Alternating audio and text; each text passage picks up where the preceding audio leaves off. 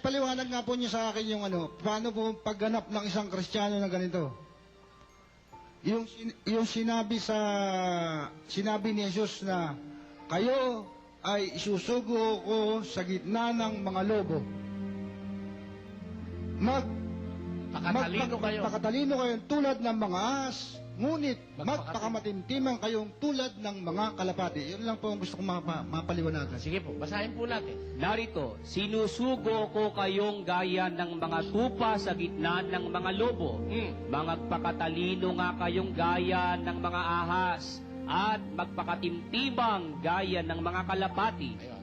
Ang tinakausap niya po rito, mga alagad niya, mga apostol. Sinusugo ko kayong gaya ng mga kordero o tupa sa gitna ng mga lobo. Sino po yung mga lobo?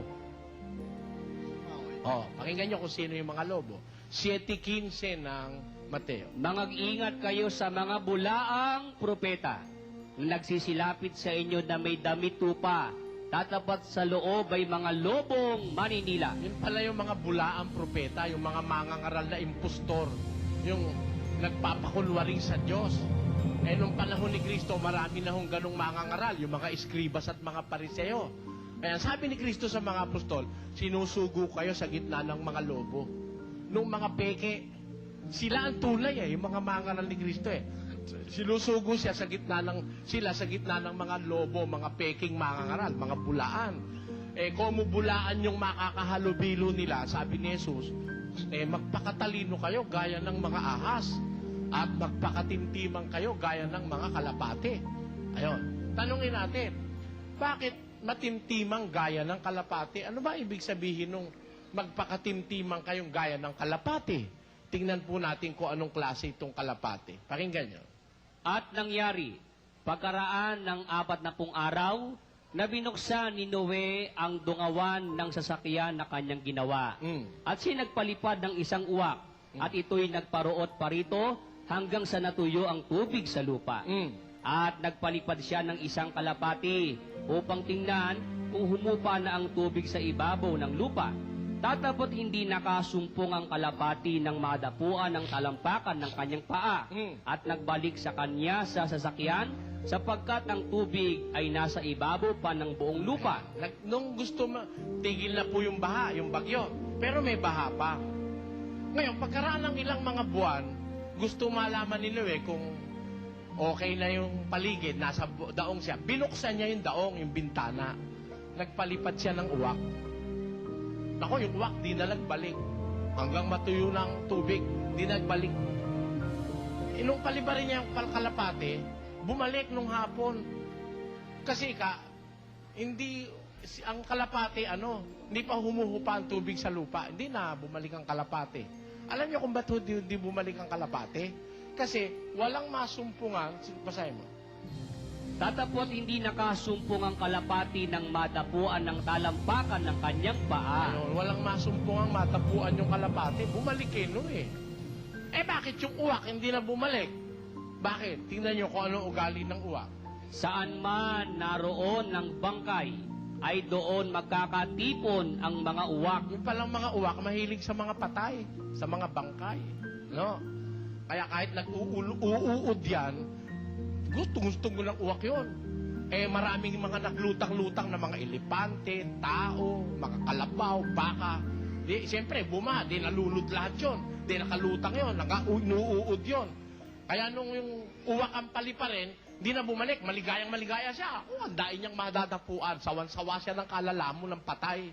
Yun kasi paboritong menu ng uwak yung mga patay. Ang kalapate, ayaw niya ng marumi. Hindi siya kumakain ng karne. Hindi po carnivorous itong kalapati, omnivore ito Ayaw niya ng marumi. Yung paa niya, hindi niya idinadapo sa marumi. Kung ang madadapuan niya lang mga naglutang-lutang na patay na nabubulok, bumalik siya kay Noe. Ganun ho ang kalapati. Ang kanyang pagiging matintiman, ayaw niyang humipo sa marumi. Ngayon, nang sabihin ni Jesus, sinusugo ko kayo, magpakatimtimang kayong gaya ng kalapati. Kasi yung mga lobo na yon, marurumi yon, mga pastor na manluloko yon, at maraming marurumi sa bundok ito. Ayaw ni Kristo na ang mga kanyang alagad mahawahan ng dumi. Kaya sabi niya, magpakatimtiman kayo gaya ng kalapati. Huwag kang hihipo sa marumi. Pakinggan nyo, sa 6. Kaya nga, magsialis kayo sa kanila at magsihiwalay kayo, sabi ng Panginoon. Oh. At huwag kayong magsihipo ng mga bagay na marumi. Ayun, ayaw ng Diyos na humipo ang tao na kanyang lingkod ng bagay na marumi. Parang kalapati, ayaw ng marumi. Yun ho ang pagiging matimtiman ng kalapati. Eh, yun yung parte ng ahas naman. Papunta ho tayo ron. Hindi ko makakalimutan yun. Ngayon, bakit naman sinabi ni Jesus na magpakatalino kayo gaya ng mga ahas? Sino ba yung ahas na sinasabi sa Biblia? Pakinggan nyo sa 12:9. At inihagis ang malaking dragon, ang matandang ahas, ang tinatawag na Diablo at Satanas. Yung ahas pala, si Satanas. Ngayon, ito si Satanas, nagkaanak na ito, kaya dumami na mga ahas eh. Oh, ang tawag ni Kristo doon, lahi na ng mga ulupong. Pakinggan nyo, basahin natin. Kayong mga ahas, Oh. kayong mga lahi ng mga ulupong. Oo, tanyo, mga ulupong na yun, nag-anak na si Satanas. Ang naging anak niya, yung mga taong sinungaling. Mga anak ng demonyo yon. Ang tawag ni Kristo ron, mga ulupong at mga ahas, lahi ng ulupong. Sabi ni Kristo sa mga apostol, pag sinugo ko na kayo sa gitna ng mga tarantadong mga lobo, magpakatalino kayo gaya ng mga ahas.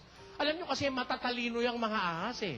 Yung mga mangangaral ng demonyo, matatalino yan. Pakinggan nyo sa 16 ng Lucas. Sapagkat ang mga anak ng sanglibutang ito Ay? sa kanilang sariling lahi ay matatalino kaysa mga anak ng ilaw. Oh, dito sa sanlibutan, yung mga anak ng demonyo, matatalino yan kaysa sa anak ng ilaw.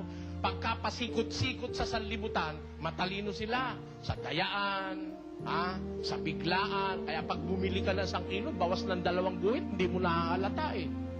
Di ba? O, ganun eh, matatalino yan. Yun lang mga balasador niyan eh, talagang mapupuslitan ka ng baray. Meron pala rito sa loob eh, oh. Hindi mo alam, natatalo ka. Kaya kung anak ka ng Diyos, kailangan wag kang tatanga-tanga. Kaya kung paano matatalino itong mga anak ng demonyong ito, magpakatalino ka rin. Kasi pag hindi ka nagpakatalino, matatalo ka sa laban. May laban ho kasi. Pag tatanga-tanga ka, kaya nga sinasabi ko madalas sa aking mga kapatid, walang Kristiyanong tanga. Pag Kristiyano ka, obligasyon mong magpakatalino. Kasi matatalo ka ng kalaban pagka tatanga-tanga ka. Ibig sabihin nung magpakatalino kayo gaya ng ahas, ay pantayan mo man lang yung kanyang katalino at hindi ka matatalo. Ayun. Pero sa pagiging matalino mo, magpakatimtiman ka gaya ng kalapate. Meron kang may control ka. Hindi ka basta dapat sumubo. Kasi yung matimtiman ho, ibig sabihin ng matimtiman hindi agad nadadala ng kahit na sino yun Pag matimtiman, parang ganito. Walang matimtimang birhen sa matiyagang manalangin. Di ba kawikaan yun? Ibig sabihin, yung matimtimang birhen, kung hindi mo titiyagaing manalangin, hindi mo makukuha yun. Yung babaeng matimtiman na birhen, ligawan mo na 1 oras, makukuha mo na, hindi pa. Dalawahin mong oras. Hindi. Minsan nga, 2 taon na, ayaw pa sumagot dahil matimtiman Pero pag tiniyaga mo ng tiniyaga siya, bumibigay din yung matimtimang birhen. Di ba? Ano ibig ko sabihin? Ang ibig sabihin ng matimtiman, hindi agad nahahawa o nadadala.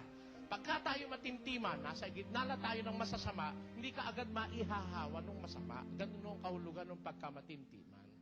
Maraming salamat po, brother. Salamat din po. Mabuhay po kayo.